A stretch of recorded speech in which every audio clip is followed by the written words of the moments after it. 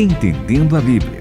As respostas para as suas perguntas a respeito da Palavra de Deus. Olá, está começando a partir de agora o nosso Entendendo a Bíblia pelo canal do YouTube da RTM Brasil. Eu sou Renata Burjato, ao meu lado o querido André Castilho. Olá, Renata. Olá, Itamir Neves. Olá para todos que estão acompanhando este momento especial que a gente tem para responder às suas perguntas.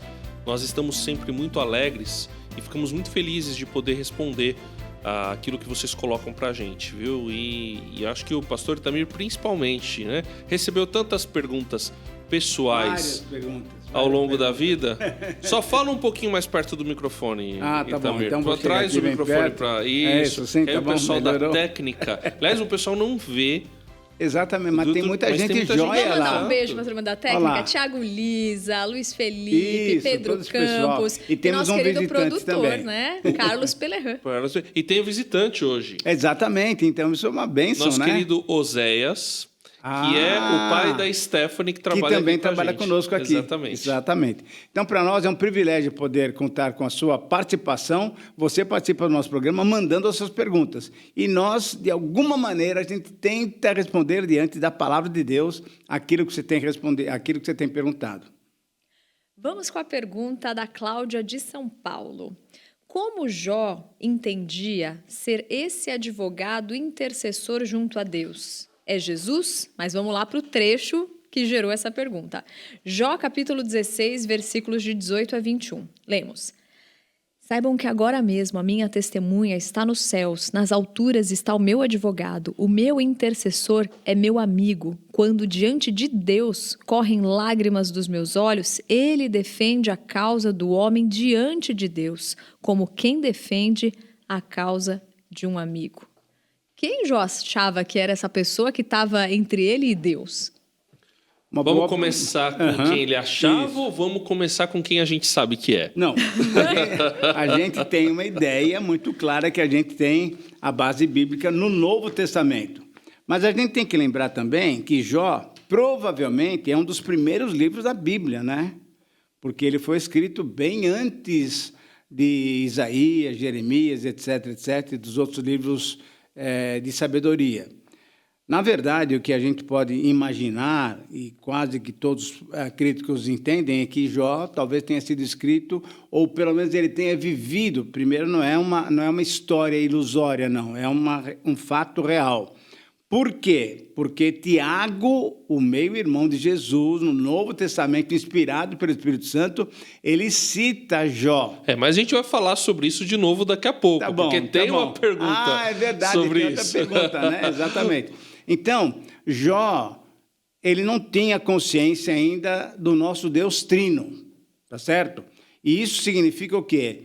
Que ele tinha o quê? Que fazer alguma ideia de quem estaria lá intercedendo por ele. E com certeza, certamente, nós podemos saber que o Pai, o Filho e o Espírito Santo estavam lá. E quando Jó, então, derramava suas lágrimas, certamente um dos dois estavam intercedendo por ele. Quem é esse um dos dois, André? Pois é. Nós temos alguns textos para falar sobre o intercessor, né? Isso. Estou lembrando, temos um intercessor junto ao Pai. Sim, sim. Qual que é a referência desse temos texto? 1 João, capítulo 2. Pronto. 1 João 2, que é Jesus, que é o Senhor Jesus, é colocado como testemunha junto ao Pai. Isso. Nós temos em Romanos 8 uma Também referência importante sobre o Espírito Santo que intercede por nós com gemidos inexprimíveis. Mas também também no versículo 34 do capítulo 8, abre aí. Renata, abre aí. Manda. Romanos 8, 34. Ali é interessante, ele fala sobre o Espírito Santo, que geme com gemidos inexprimíveis, mas ele fala também no 34 uma notícia muito legal que muita gente não lembra. Romanos 8, 34. Lê para nós, Renata, por favor. Quem ousaria ao menos apontar um dedo? Aquele que morreu por nós e por nós foi ressuscitado para a vida está na presença de Deus nesse exato momento intercedendo por nós. Quem é ele? Jesus Cristo também. Então, Paulo confirma que é o Espírito Santo e também o Senhor Jesus. Só para deixar aqui... Pode concluir. Não, pode continuar. Não, é porque quando o senhor fala sobre o Espírito Santo... Pois vocês não receberam um espírito que os escravize para novamente temerem, mas recebemos o Espírito que os torna filhos por adoção, por meio do qual clamamos, Abba, Pai. O próprio Espírito testemunha ao nosso espírito que somos filhos de Deus. Então nós temos uma testemunha ao nosso espírito e uma testemunha diante do Pai. Esse trecho aqui está Romanos 8, de 15 a 16. Mas a Renata leu 8:34. Exato. Falando sobre Jesus. Isso. Mas eu quero que você leia 8:27, meu amigo. 8:27. Aquele que sonda os corações conhece a intenção do Espírito, porque o Espírito intercede pelos santos olha só, de acordo com a vontade de Deus. Então nós temos 2 intercessores. Olha, na falta de um tem 2. Exatamente. Quer dizer, podemos chorar, podemos falar, podemos reclamar. E olha, temos esse canal porque foi aberto um novo e vivo canal, um novo e vivo caminho. Sim. E a partir daí o quê? Temos o Senhor Jesus e também o Espírito Santo intercedendo por nós diante do Pai. Então, essa pergunta é muito legal. Quer dizer, quando nós somos aflitos e tudo mais, sabemos que temos gente querida e nem é gente só, né? É o gente celestial que está intercedendo por nós diante do Pai. Isso é muito bonito, né, Renata? Porque a gente entende essa realidade do próprio Deus que nos ajuda nas nossas dificuldades e que, de certa forma, aplaca a sua própria ira pela sua misericórdia, pela sua bondade. Então, e é bonito ver que Deus, apesar da gente crer mesmo, e a própria Bíblia nos diz que Deus é um, ele é uma unidade e, ao mesmo tempo, uma diversidade, porque são 3 pessoas. E uma diversidade perfeita, porque ela é unânime. Unânime em condenar o pecado, em julgar a maldade e a injustiça, mas unânime em perdoar, em ter misericórdia, assim como a gente citou há algum tempo atrás, Salmo 103. Sim. E lá no 8 fala que ele não se ressente, ele não fica muito tempo ressentido. E aí lá no versículo 12 vai dizer, assim como o Oriente está longe do Ocidente, assim ele afasta para longe de nós as nossas transgressões. E isso é feito mais para frente, pensando aí na tradição cristã, alguns pais da igreja trabalharam isso, de que, entendendo que há uma dinâmica, uma economia da Trindade, um relacionamento trinitário entre as 3 pessoas, nessa dinâmica da unidade e da diversidade da Trindade. Não é algo muito fácil de entender, mas é algo muito bonito. É legal, né?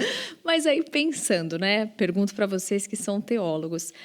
Jó poderia ter essa compreensão de Deus quando você leu, né? O Espírito testifica que de fato somos filhos. Por exemplo, quando a gente vê que Davi tinha ali, né, recebia o Espírito de Deus, ainda não plenamente, como depois nós recebemos quando Jesus de fato partiu, mas Jó, pela integridade que ele tinha uma intimidade com o Senhor ao ponto de ter esses vislumbres, talvez, porque os amigos dele achavam que tudo era causa e efeito, né? Se você está passando por isso, mas ele tinha essa liberdade que você falava, né? De a gente pode chorar, a gente pode dizer, porque temos um intercessor junto a Deus. Ele tinha um entendimento maior, talvez, de Deus pela intimidade?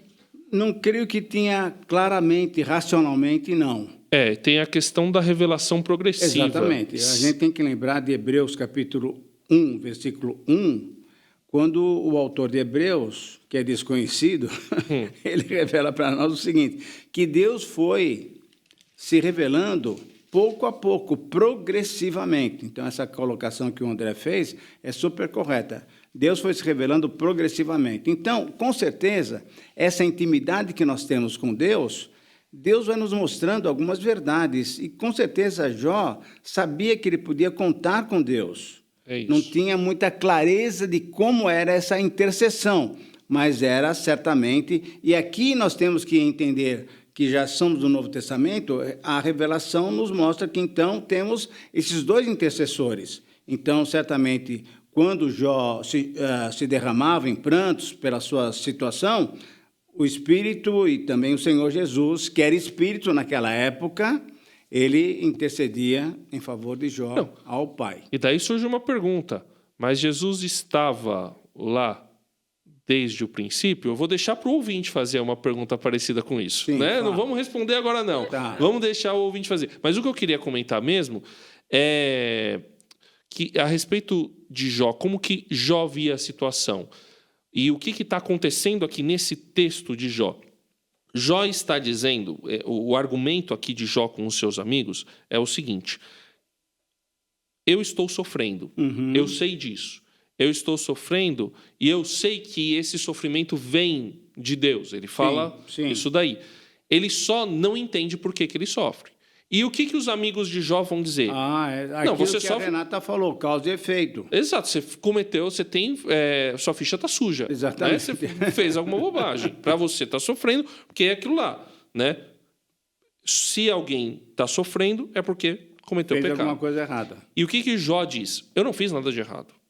Eu sei que eu não fiz nada de errado e tem alguém lá no céu que pode me testificar que eu não fiz nada de errado. Exatamente. Então ele está apelando a seres celestiais porque havia alguma ideia de que havia seres celestiais. Sim. Né? No Antigo Testamento eles entendiam, havia algum ser celestial junto ao trono de Deus. Sem dúvida. Então, quem é esse ser, eles não sabiam, eles chamavam normalmente tudo de anjo. Tanto é que aparece o anjo do Senhor várias vezes no Antigo Testamento. Exatamente. E algumas dessas aparições a gente pode entender que são cristofanias, Certo, que é o paroxismo de Cristo no Antigo Testamento. Exatamente. Mas Jó não tem essa noção.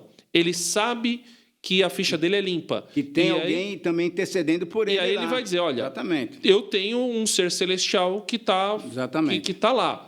E que está falando de mim e que pode testificar que eu sou justo.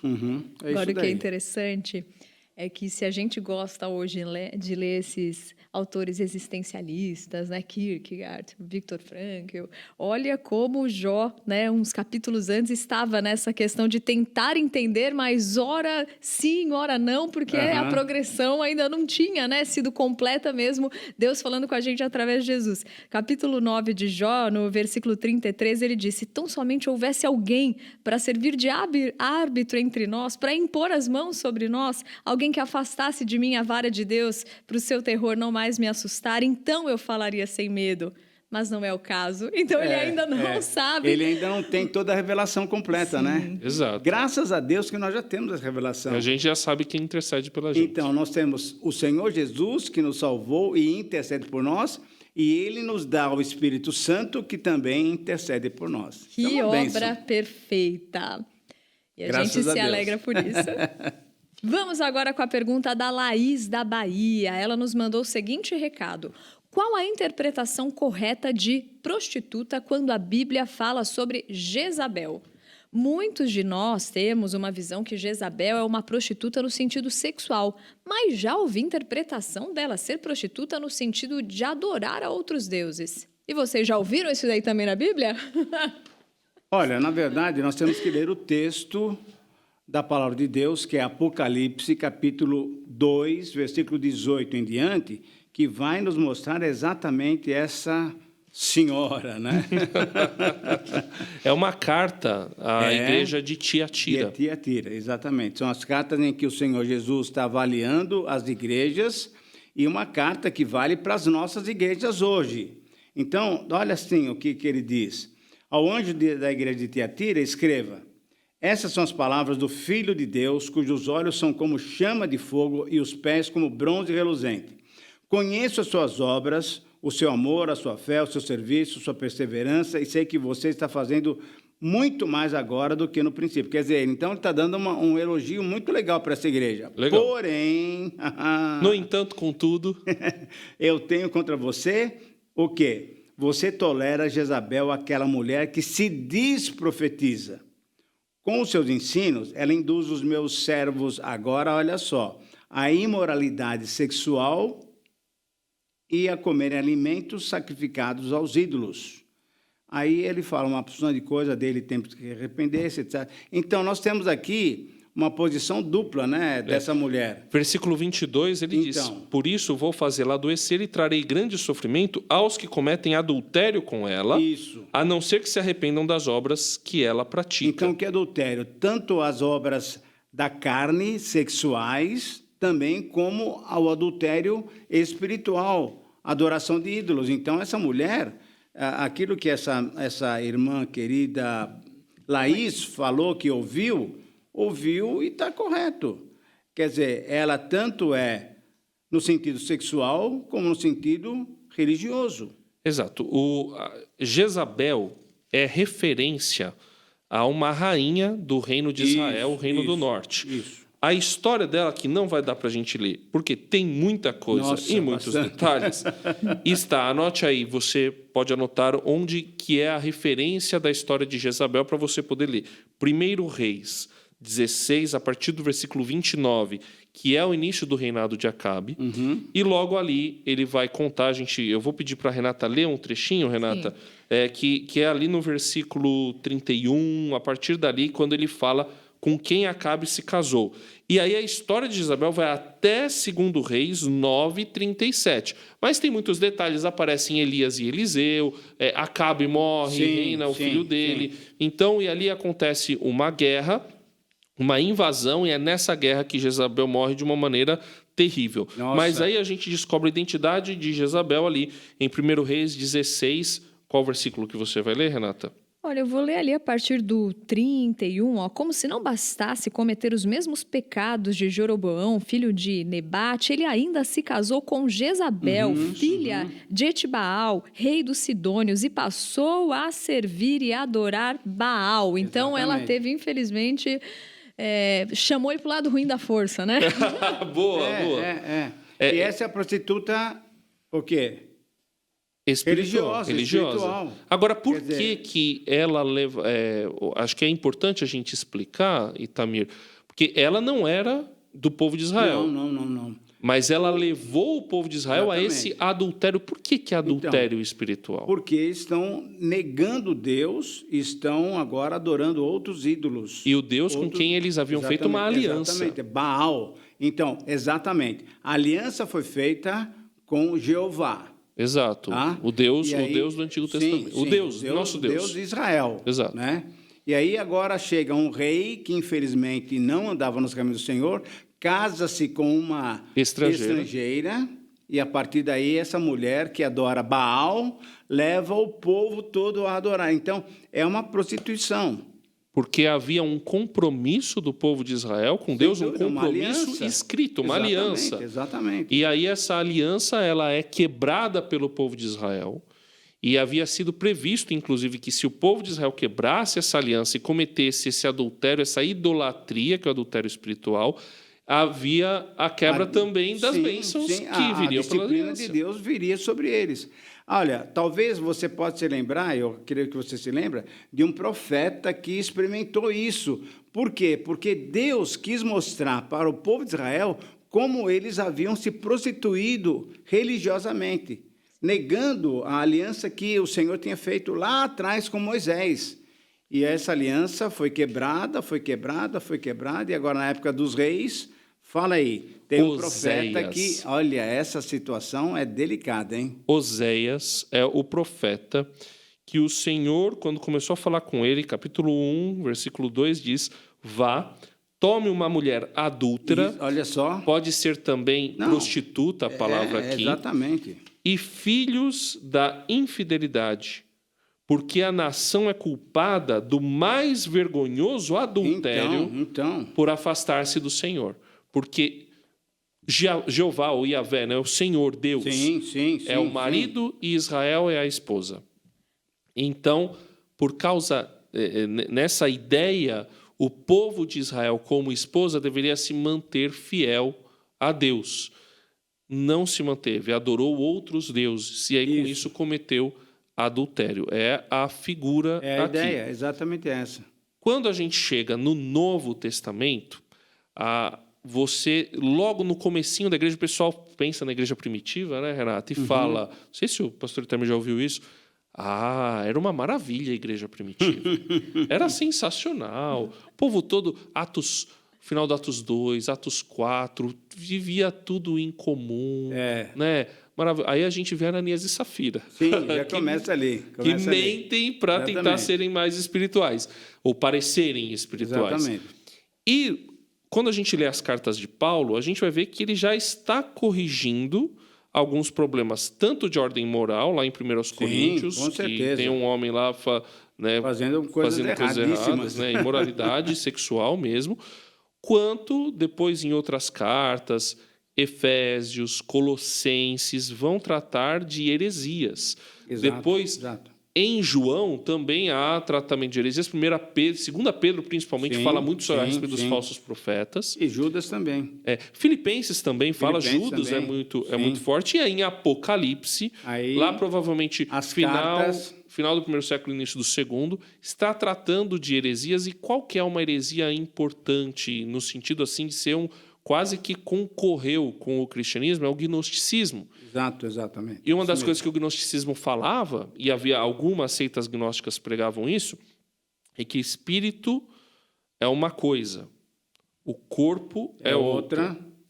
Então, e alguns diziam, o seu espírito está purificado, se o espírito está purificado, não importa o que você faz com o seu corpo. Exatamente. Totalmente errado. Exato. E, então, como você, diante de Deus, não tem pecado, você pode viver a vida que você quiser. Exatamente. E Paulo parece combater isso quando diz, vocês já ressuscitaram com Cristo. Vocês são um templo do Espírito Santo e não tem nada pior do que o pecado. Você se unir com alguém, você vai macular o seu templo, né? Por isso que Tiago vai dizer que fé sem obras é morta. Sim. Porque não adianta você dizer que tem fé e não que a gente precisa saber, lembrar, é que essa história do gnosticismo, de que o corpo não tem problema, tanto é que tem problema e é válido que o Senhor Jesus veio em carne. Pronto. Veio em carne. Não veio os espíritos, não. Ele veio em carne.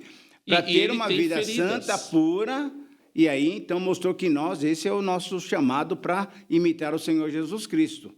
Tanto espiritualmente, isso é nos colocando diante de Deus, também como um padrão de vida bonita, vida física bonita, correta e limpa. Então, a gente pode responder para Laís que essa Jezabel, essa que corrompeu Acabe, essa morreu, como a gente está lendo ali, né? Também Exato. Em 2 Reis, ali no 9, a partir do verso 30, quando Jezabel viu que Jeú tinha chegado a Jezreel, ela se pintou, arrumou o cabelo, ficou na janela, mas, gente, a queda dela foi, olha... o sangue dela espirrou na parede e tudo mais. Só que parece que esse espírito de Jezabel que tenta, então, levar o povo a se desviar de Deus, ele continua atuando e é por isso que Apocalipse nos chama a atenção. Exato. Como que serve de alerta, então, para a Laís e para os outros ouvintes? Sim. O que seria esse espírito de Jezabel? É esse espírito de idolatria, ou melhor, de afastamento de Deus. E a Jezabel tinha um afastamento muito direto. Adora Baal e não adora o Deus de Israel. A gente não sabe se, pelo menos não me recordo agora no texto, se há alguma coisa falando de Jezabel ser imoral sexualmente. Provavelmente sim, porque Baal tinha cultos de fidelidade. Então, provavelmente a coisa estava ligada, a imoralidade sexual com a imoralidade religiosa. E por isso que ele chama essa mulher, que não deveria se chamar Jezabel, mas ele a chama de Jezabel. Exatamente. Essa profetisa falsa. E ele mostra exatamente isso.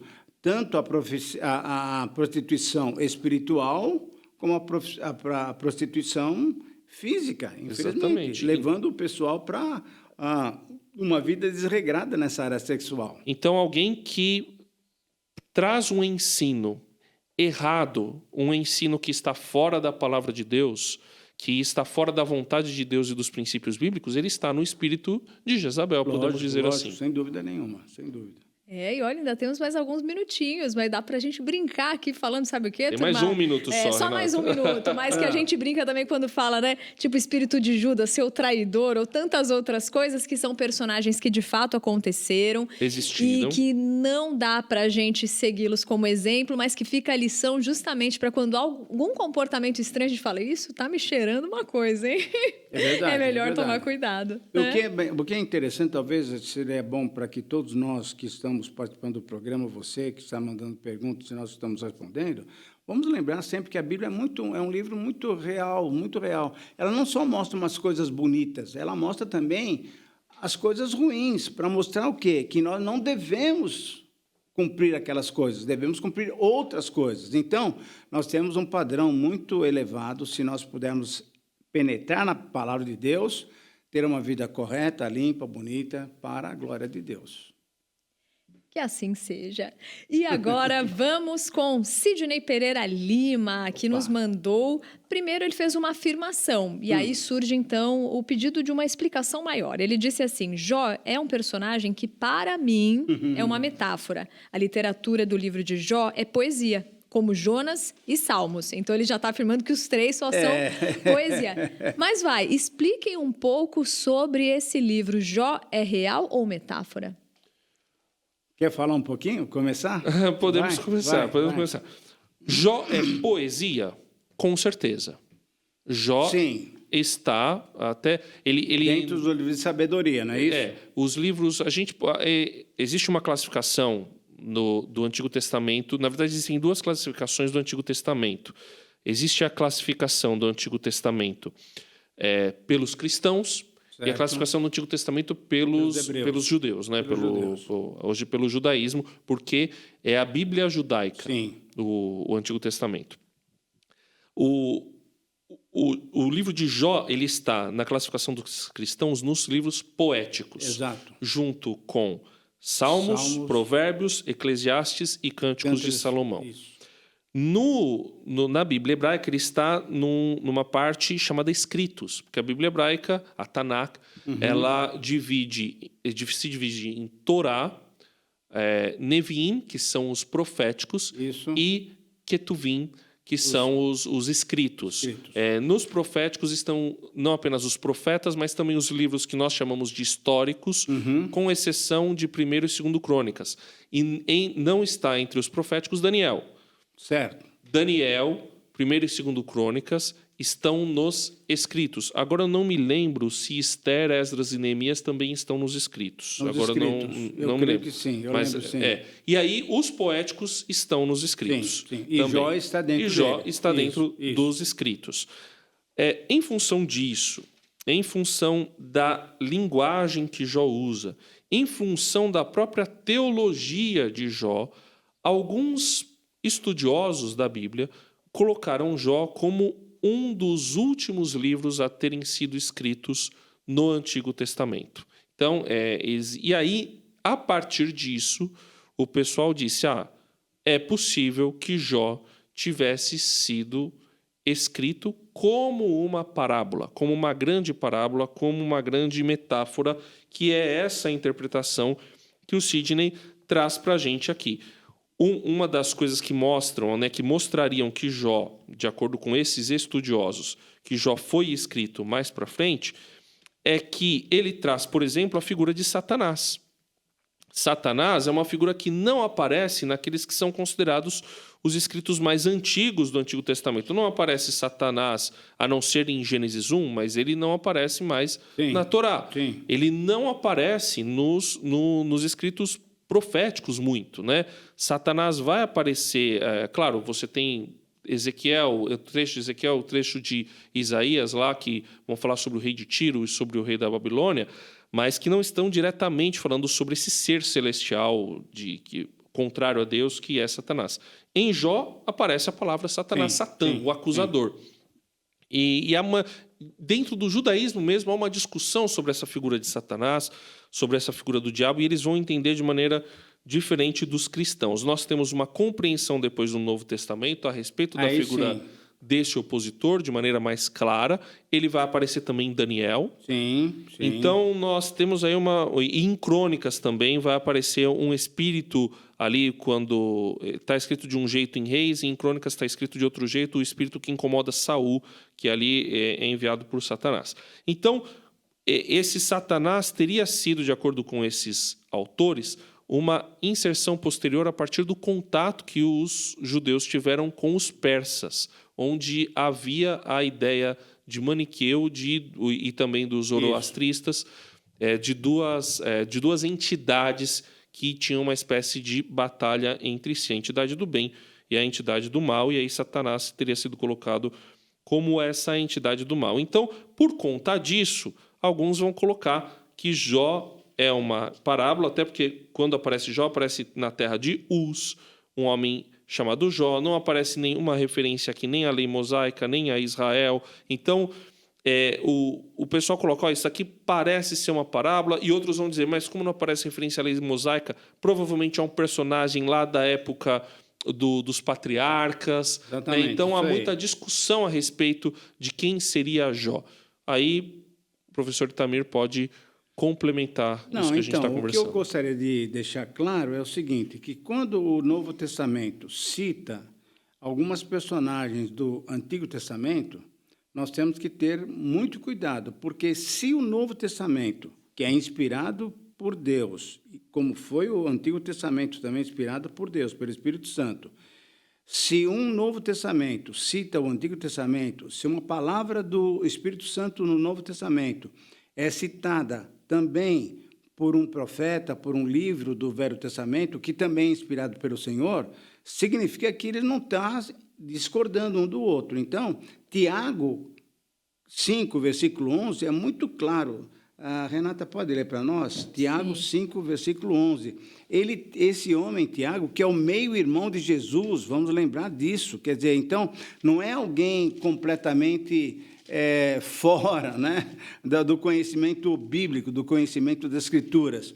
Tiago fala de que nós podemos ter e devemos ter essa paciência de Jó. Então, se ele cita Jó, me parece, para mim, pelo menos, que Jó não é uma metáfora, não. Jó foi alguém que realmente existiu. Leia para nós, a Renata, por favor. Tiago, capítulo 5, versículo 1. 11. Vamos lá. Renata, achar na mensagem esses versículos é um desafio. Porque eu tinha separado, gente, um texto de Jó para falar dessa angústia que parece ser um personagem tão real. Daqui a pouquinho eu vou ler, mas vamos lá. Tomem os antigos profetas como mentores. Eles puseram tudo de lado, enfrentaram tudo e nunca desistiram, sempre honrando Deus. Quem permanece firme não perderá sua recompensa. Vocês, por certo, já ouviram falar da paciência de Jó e sabem que Deus o recompensou no final. Lembrem-se, Deus se importa conosco em tudo, até nos detalhes. André, se Deus recompensou, se o Espírito Santo está inspirando Tiago, falando que Deus o recompensou, será que o Espírito Santo está falando uma metáfora aqui? Deus recompensou Jó pela sua fidelidade, pela sua perseverança. E como que recompensou? Quando a gente lê os capítulos finais de Jó, vê que ele teve mais filhos, etc, etc. Então, a recompensa de Deus sobre alguém que de fato existiu. E outra coisa que me parece assim tão real e tão nas entranhas do livro de Jó, é quando lá no capítulo 19, ali no verso 23, está escrito assim, quem me dera fossem agora escritas as minhas palavras, quem me dera fossem gravadas em livro, que com pena de ferro e com chumbo para sempre fossem esculpidas na rocha, porque eu sei que o meu Redentor vive e por fim se levantará sobre a terra. Depois, revestido este meu corpo de pele, a minha carne, eu verei a Deus. Vê-lo-ei por mim mesmo, com os meus olhos o verei, e não outro, e de saudade me desfalece o coração dentro de mim. E então, alguém escreveu mesmo. Não, é lindo saber que foi escrito, mas que esse anseio, por mais que traga tanta sabedoria, por mais que esse livro a gente entenda assim, em compreensões distintas, em vários níveis, essa sensação de alguém querer encontrar o seu próprio Deus parece um relato tão real de uma pessoa mesmo. Real. Eu entendo que o mais adequado é a gente andar num caminho do meio.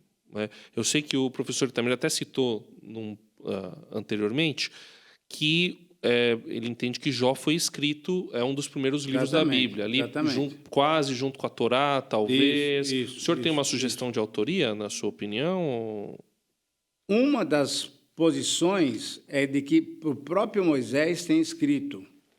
Uma outra posição é que Esdras, que foi um grande autor do Antigo Testamento, tem escrito. Mas o fato é que nós cremos, eu creio, que a história de Jó não é uma metáfora, não é uma parábola, não é um conto qualquer, não. É, de fato, alguma coisa que realmente aconteceu. E, diante disso, então, a gente pode ter essa tranquilidade, pelo menos para mim, citando o quê? O livro de Tiago. O próprio Tiago diz que Deus o recompensou. Então, Tiago não estaria fazendo essa afirmação a partir de uma parábola, a partir de uma metáfora, de uma ideia qualquer. Não é porque ele também é uma parábola do sofrimento humano, porque, de fato, a gente tinha um entendimento, tem o entendimento humano sem a dimensão do ser divino é de eu faço, eu recebo, é assim e tudo mais. Então, jovem para quebrar todo esse entendimento. Então, sim, é uma parábola sobre o sofrimento e tudo mais, mas nem por isso é só parábola. Não é parábola, eu acho. A gente pode falar que é um ensino. Um ensino. Porque parábola, muitas vezes, o Senhor Jesus contou várias parábolas que não eram realidade. Sim. Mas o ensino de Jó é exatamente isso, é um ensino sobre o sofrimento humano. A gente tem algumas citações, quando você vai para Judas, Judas cita algumas coisas que não estão no Antigo Testamento. Exatamente. Né? Até a questão lá da disputa de Miguel sobre o corpo de Moisés, Miguel com Satanás. Então, até uma boa pergunta aí para vocês fazerem. Eu não vou ficar respondendo pergunta que vocês não fizeram, né, professor Tamir? Já responder a pergunta que o pessoal faz. Por enquanto é essa aí. Mas, fechando aqui sobre Jó, eu entendo que Jó existiu, mas o livro de Jó é uma interpretação teológica sobre um fato histórico. Sim. E aí, o que o pessoal vai dizer? Na verdade, não está só respondendo à angústia humana, ele está respondendo, de certa forma, ao entendimento a respeito da própria Torá. Porque a Torá é muito direta. Se vocês fizerem o certo, vocês vão ser abençoados. Se vocês fizerem o errados, vocês vão ser amaldiçoados. Ah, mas tem uma história de um cara que era bom, que fez tudo certo, só que ele sofreu. E aí, como é que a gente responde isso? A resposta está aqui no livro de Jó, a partir de fatos reais. E aí vem essa poesia que é construída... Aí é uma opinião pessoal construída a partir desses fatos reais. Tem problema. E é interessante que a gente tem que lembrar que no Novo Testamento, então, quando a revelação já está completa, a Bíblia mostra claramente isso, que Deus muitas vezes nos permite passar por situações difíceis para o quê? Para alicerçar, para arrumar a nossa fé. E é legal então, que não só a nossa, né? Porque isso vira depois ali um conteúdo para que sirva de base para quem está vindo atrás, né? Exatamente. Então, o que aconteceu com Jó foi exatamente isso, uma demonstração de que não é o bonzinho que vai ganhar coisas boas. Muitas vezes o bonzinho é disciplinado para melhorar ainda mais. Porque nós vamos passar a eternidade com Deus. Então, a gente tem que dar uma arrumadinha, né? Ele arruma a gente.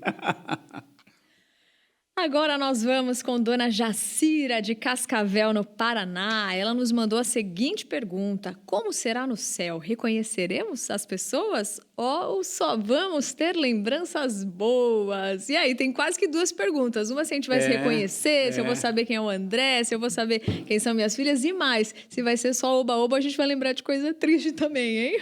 Pois é. Renata, lê 22:20 de Apocalipse para nós. 22:20. De Apocalipse para nós. Leio sim. Enquanto isso, vai dando oi aí para os ouvintes, 20. porque eu estou abrindo aqui a... Não, tem problema. Vamos lá, porque de onde que vem isso daqui? Porque existe essa discussão, né? Que tipo de memória que a gente vai ter no céu?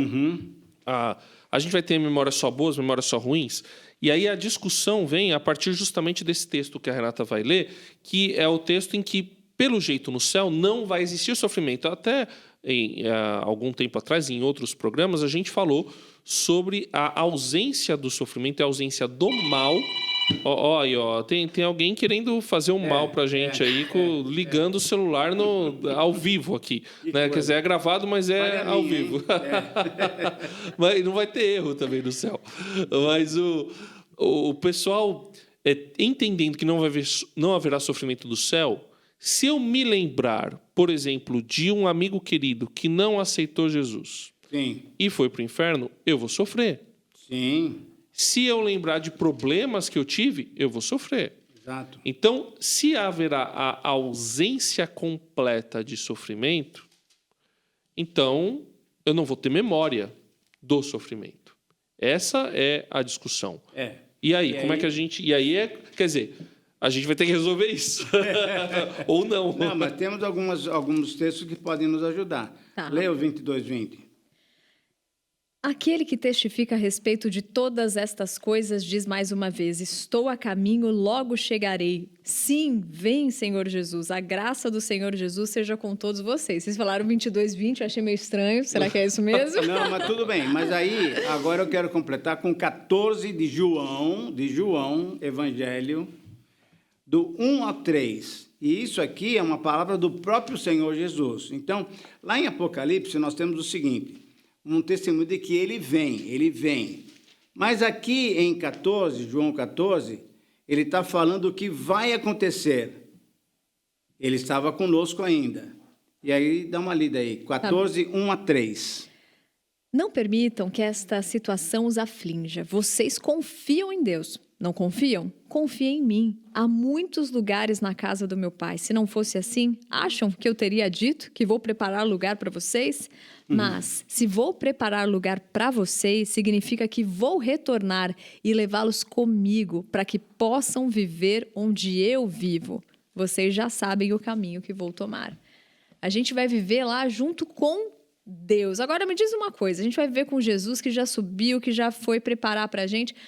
Agora essa questão de a gente se reconhecer e tudo mais. Quando Jesus voltou, depois já tinha ressuscitado, Isso, e ele foi lá até onde Pedro estava, e Pedro até se lançou no mar e tudo mais. Eles se reconheceram, comeram juntos, ali na questão do caminho também de Emaús, os dois discípulos, quando partiu o pão, se reconheceram. Então, se Jesus, com o corpo glorificado, né, as pessoas puderam reconhecer e ainda ter um tempo com ele, faria algum sentido, assim, a gente não se reconhecer lá no céu? Pois é, essa é é uma a questão. colocação bem correta. Exato. A gente, acho que é bom deixar claro aqui, a gente não sabe exatamente como vai ser. Sim. A Bíblia não responde absolutamente tudo. Né? Mas ela dá algumas pistas e aí, a partir daí, nós temos algumas interpretações, né, e alguns entendimentos. Eu acho que o melhor caminho é entender que sim, nós vamos nos reconhecer. Sim. Não haverá sofrimento. Apocalipse 21, 4. Ele enxugará dos seus olhos toda lágrima. Isso. Não haverá mais morte, nem tristeza, nem choro, nem dor, pois a antiga ordem já passou. Então, Tudo passou. sofrimento não vai ter. Ah, mas então a gente vai conseguir lembrar das coisas ruins? A gente vai se reconhecer? Vai? 1 João, capítulo 3, versículo 2. Exatamente. Que nós citamos recentemente, inclusive. Amados, agora somos filhos de Deus. E ainda não se manifestou o que havemos de ser, mas sabemos que, quando ele se manifestar, seremos semelhantes a ele, pois o veremos como ele é. Se ele reconheceu, Sim. nós reconheceremos. Nós vamos reconhecer. Essa é a lógica Sem dúvida. que a sem gente dúvida. pega aqui. Então, e se nós teremos a mente de Cristo? Já Isso. temos. Isso será ainda mais completo. Completo. Então, até mesmo as memórias ruins serão vistas sob uma ótica diferente. Outra ótica. A ótica do próprio Senhor Jesus. Exatamente. Faz sentido isso, professor? Eu acho que sim. Inclusive, eu queria colocar uma situação bem interessante. Antes de você colocar essa situação, vou pedir para você aproximar só um pouquinho aqui, que está todo mundo me olhando. Porque eu gosto de falar assim. Lucas capítulo 24, 36 em diante. Jesus está ressurreto, ok? Então, um corpo já glorificado, porque ele está passando pela porta e tal, sem abrir a porta e assim por diante. Então, olha só, no 36 em diante, enquanto falavam sobre isso, eles estavam lá, escondidos e tal, né? E aí falando que Jesus apareceu para Simão. No 36, 24, 36, enquanto falavam sobre isso, o próprio Jesus apresentou-se entre eles e disse: paz seja com vocês. Então eles ficaram assustados e com medo. Olha só, a primeira ideia, pensando que estavam vendo um espírito. Porque realmente uma coisa para eles nunca tinham visto, né? Alguém ressuscitar, morreu, vimos ele lá na cruz e agora apareceu. Ele lhe disse: por que vocês estão perturbados? E por que vocês levantam dúvida no coração de vocês? Vejam as minhas mãos, os meus pés, sou eu mesmo. Toquem-me e vejam, um espírito não tem carne nem ossos, como vocês estão vendo que eu tenho. Então, significa que a gente vai ver Jesus da maneira exatamente humana, glorificado sim, mas humana. Então, um dia eu vou poder colocar a minha mão lá nas feridas de Jesus. E Tomé teve que ver isso e falou, o Senhor Deus e meu Deus, e assim por diante. É que então, assim, vai. Não, é que a gente tem uma compreensão que, na verdade, vem de um pensamento platônico, um pensamento grego, que separa corpo e espírito. Sim. A perspectiva judaica ela é totalmente diferente. Ela é uma integridade. Então, corpo, espírito, ou corpo, alma e espírito, para quem é tricotomista, né, uma discussão aí que existe, o mais importante é entender que são uma unidade. Não tem essa divisão, né? Não quando tem há essa separação, divisão. é a morte. Exatamente. Que o corpo volta ao pó, como está lá em Eclesiastes, e o espírito volta a Deus que o deu. E aí, mas se a gente entende que nós somos seres integrais, sem o corpo não faz sentido a gente existir. Por isso que existe a ressurreição. E aí nós voltamos com uma integridade, mas um corpo glorificado e uma mente glorificada. Totalmente. Com a compreensão total do que aconteceu e por isso a cessação do sofrimento. Sim. Por isso que nós até teremos a memória, mas sem sofrimento. E um texto que, na minha opinião, eu sei que há uma discussão aí, talvez uma polêmica, mas um texto que, na minha opinião, mostra que a memória, inclusive no trono de Deus e por parte dos santos, é Apocalipse 6, de 9 a 11. Lê pra gente, Renata, por favor. Quando ele abriu o quinto selo, vi debaixo do altar as almas daqueles que haviam sido mortos por causa da palavra de Deus e do testemunho que deram. Eles clamavam em alta voz: até quando, ó soberano, santo e verdadeiro, esperarás para julgar os habitantes da terra e vingar o nosso sangue? Então, cada um deles recebeu uma veste branca e foi-lhes dito que esperassem um pouco mais, até que se completasse o número dos seus conservos irmãos que deveriam ser mortos como eles. Então, há clamor no trono de Deus, há, inclusive, pedido de vingança, portanto, há memória, mas também há consolo. E sabe o que é legal quando você falou, né, sobre memória, a gente vai ter memórias ruins, mas uma visão, a mente de Cristo, então até as ruins vão ser boas, né? Já não acontece assim conosco? Porque, por exemplo, o que antes a gente via só como perda, quando algo nos acontecia, a gente já pensa que tudo coopera para a glória de Deus. Então, se acontece um acidente, primeira coisa que a gente pensa, graças a Deus que não machucou tal pessoa, graças a Deus que... A gente, se fosse antes... A nossa mente já é diferente hoje, já aqui. E eu conheço gente, inclusive, que nem só agradece que não houve mais problema, mas agradece pelo acidente porque aquilo mudou a vida dela de alguma maneira. Sem dúvida. Então, é interessante a gente ver que, como José, né? José disse, olha, o que vocês tentaram fazer de mal, para mim, Deus o transformou em bem para salvar a vida de muita gente. É muito então, ele passa a ter uma compreensão diferente do próprio sofrimento. Eu entendo que isso vai ser ainda mais forte. Se isso já acontece agora, imagina quando nós estivermos lá. Exato. E aí tem um texto que Itamir gosta muito, que é 1 Coríntios 2, versículo 9. Mas, como está escrito, as coisas que olhos não viram, nem ouvidos ouviram, nem penetraram no coração do homem, são aquelas que Deus preparou para os que o amam. Então, a gente já imagina que sim, nos reconheceremos, lembraremos, mas com uma maneira cheia de gratidão. Agora, vai ser muito melhor do que a gente está ousando pensar aqui, não é verdade? Agora separa, senão eu não vou terminar essa live. Muito bom. Vamos agora com a pergunta do Daniel Silva Pereira. Ele é de Divinópolis, Minas Gerais. Nos mandou o seguinte recado. As pessoas merecem sofrer eternamente? Se Deus é justo, por que os ímpios vão para o inferno para sofrer para sempre? Porque ao longo da minha vida eu tive uma impressão de que ninguém merece esse tipo de sofrimento. Olha, uma boa colocação. Excelente pergunta. Eu quero só ler, para começar a nossa conversa, aquele texto de Romanos 3:23. Ah, bom, ufa. Achei que ia ser outro texto de Romanos. Que fala o quê? Paulo é inspirado pelo Espírito Santo e nos diz uma coisa impressionante que muita gente até não gosta de ouvir. Todos nós somos o quê? Pecadores. Estamos o quê? Afastados da presença de Deus. E eu quero recordar um detalhe aqui. Muito bem, deixa eu ler só para que isso fique, então, declaradamente bíblico. pois todos pecaram e estão destituídos da glória de Deus, Romanos 3:23, na NVI. O que aconteceu? Deus tinha dado uma ordem para Adão, e certamente Adão já estava com Eva. Olha, dessa árvore aqui, vocês podem comer tudo que vocês quiserem e tal, mas dessa árvore, o fruto dessa árvore não comam. O que aconteceu?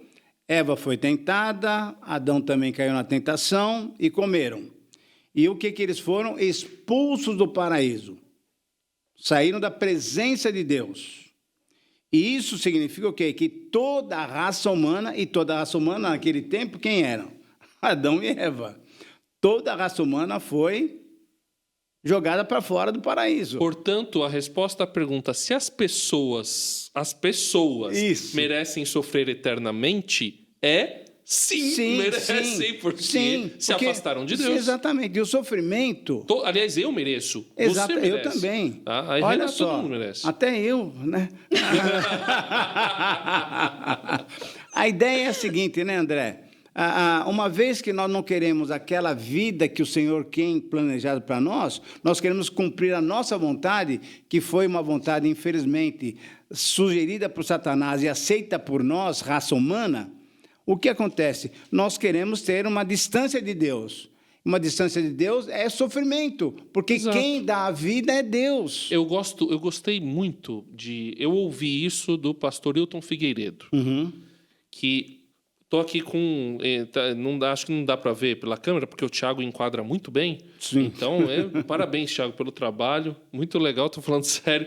E aí, o computador não está, mas o computador está na minha frente e ele está desplugado da fonte de energia. Certo. O que acontece quando você despluga o computador da fonte de energia? Na hora já abaixa um pouquinho a luz. Exatamente. E ele vai perdendo a bateria até chegar o momento de que acabou. Está fora. Então...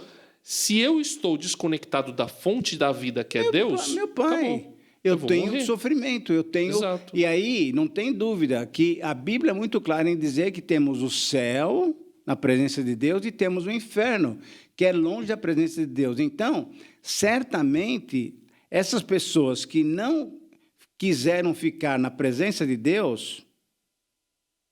vão estar aonde? Num lugar de sofrimento. No lugar de juízo, né? De juízo. E aí a gente tem que citar alguns outros textos, né? Lá no...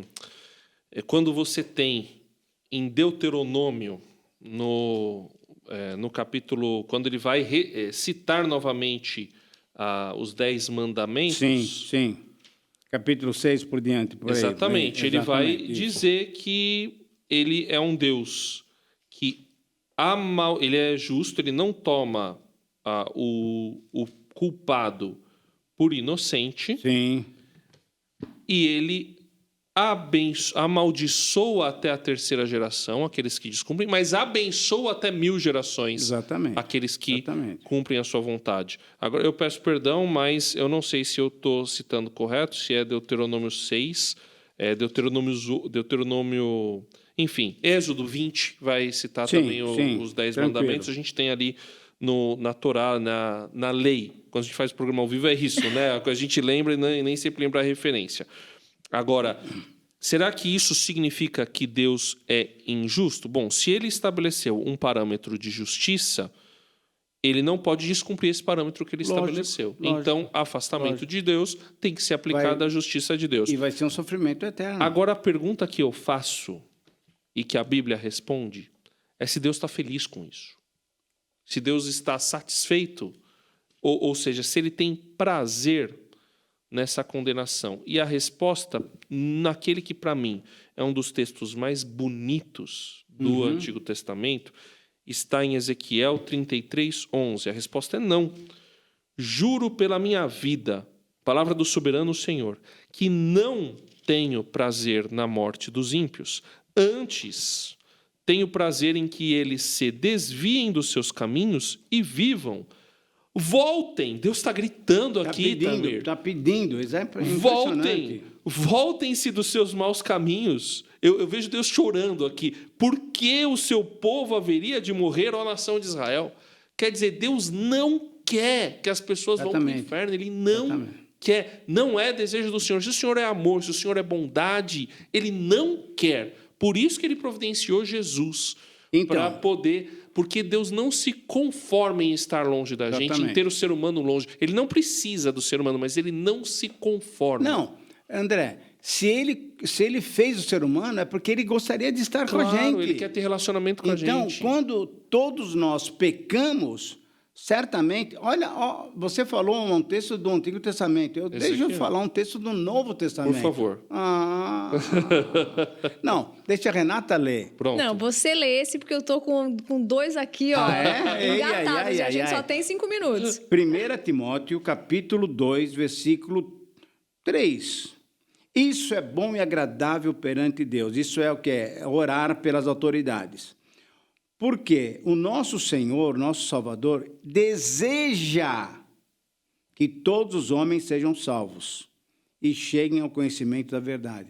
Então, se ele deseja isso, na verdade, ele deseja. Mas o que aconteceu? Nós quebramos esse pacto que ele tinha feito com a raça humana. Vou criar vocês bonitinhos aqui, vou te dar um jardim bonito para vocês cuidarem. O que o ser humano fez?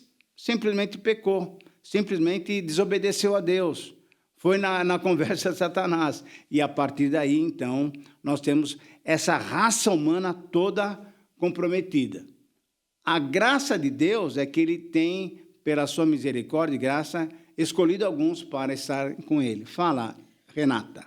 Quando André estava lendo o texto de Ezequiel, que parecia que Deus estava ali chorando, a gente vê depois Jesus chorando sobre Jerusalém. Sim, sim. Porque ele vai para lá e tudo que ele mais queria era o quê? Poxa, ele veio até a gente. Exatamente. Só falta a gente receber. Exatamente. Mas quando chegou no finalzinho, lá na morte dele, quem escolheram? Barrabás. Exatamente. Parece que o ser humano incansavelmente escolhe o que é mal. E aí, lá em Romanos, capítulo de número 1, faz esse raio-x no versículo, a partir ali do 20. Se analisarmos com cuidado o que Deus criou, serão capazes de ver o que os olhos deles não enxergam, o poder eterno, o mistério do ser divino.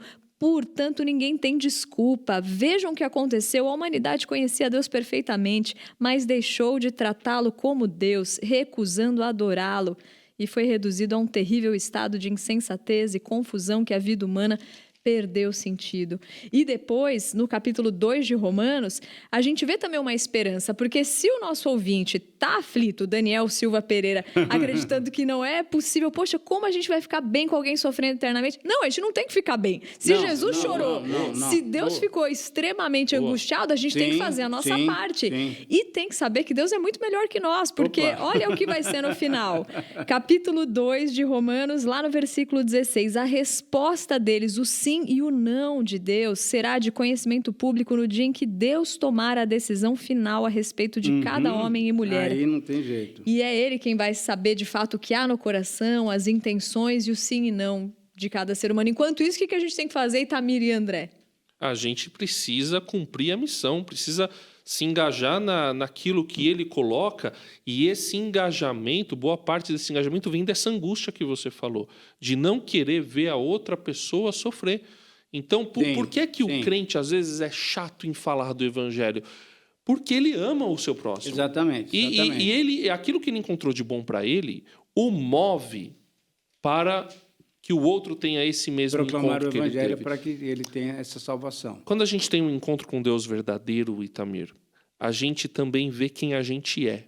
Sem dúvida nenhuma. E aí a gente vê que a gente é pecador. Sem dúvida nenhuma. E que a gente não merece a graça de Deus. No entanto, a gente é constrangido por esse amor, e isso nos leva a obedecê-lo e nos leva a querer que o outro tenha também seja alcançado. Sem dúvida. Agora, uma coisa legal que essa pergunta que a Renata fez, o que a gente faz diante disso? Além de proclamar mensagem para outros, o fato é que nós também, pessoalmente, temos que ter uma vida correta, agradável a Deus. E aí, nós temos que fazer o seguinte, confessar que nós não somos pessoas que têm condições sozinhos de fazer a vontade dele. Sim. Então, pela graça de Deus, ele tem dado o Espírito Santo que habita em nós. E aí, nós pedimos a graça de Deus em que o Espírito Santo nos capacite a ter uma vida agradável a Ele, aceita por Ele. Porque, senão, também a gente está perdido. Só quero citar 2 textos para falar que eu havia esquecido. Êxodo 34, 7, né? O 6 e o 7. Moisés proclama: Senhor, Senhor, Deus compassivo e misericordioso, paciente, cheio de amor e de fidelidade, que mantém o seu amor a milhares e perdoa a maldade, a rebelião e o pecado. Contudo, não deixa de punir o culpado. Castiga os filhos e os netos pelo pecado de seus pais até a terceira e quarta gerações. E em Naum 1, versículo 3 diz: o Senhor é muito paciente, mas o seu poder é imenso. O Senhor não deixará impune o culpado. Sem dúvida então, nenhuma. Justamente porque Deus é justo, ele precisa punir a maldade. Sim. E a gente Isso já tinha estabelecido desde o começo, né? Sim, e a gente precisa chamar o povo para conhecer esse amor de Deus, não só para livrar da morte eterna, mas para dar um sentido para a vida hoje, para sair do caos e dessa vida sem sentido. Que sem Deus a gente está desplugado, né? Exato. Vive como zumbi ou com o computador quase morrendo, como a gente citou. Que coisa boa estar junto com vocês. A gente se encontra no próximo Entendendo a Bíblia. É isso aí, muito obrigado e vamos seguir em frente. Mande suas perguntas. Pode deixar isso aqui mesmo. no chat do YouTube mesmo, né? Porque a gente já cortou já para o áudio. Mas aqui no chat do YouTube você pode deixar uma pergunta nos comentários também. Vai falar do WhatsApp. Qual que é o WhatsApp? Então, 974-181-456. Fala de novo, que Itamir falou em cima de você. 974-181-456. O Itamir pode. Ele eu deixo. Não. A minha palavra é só essa. Muito obrigado pela sua companhia. E nós queremos mais companhia. Mande perguntas para nós, porque, pela graça de Deus, a gente está procurando entender e conhecer mais a Bíblia. Vamos descobrir a Bíblia, entender a Bíblia com você. Entendendo a Bíblia, com Itamir Neves, André Castilho e Renata Burjato. Uma realização transmundial.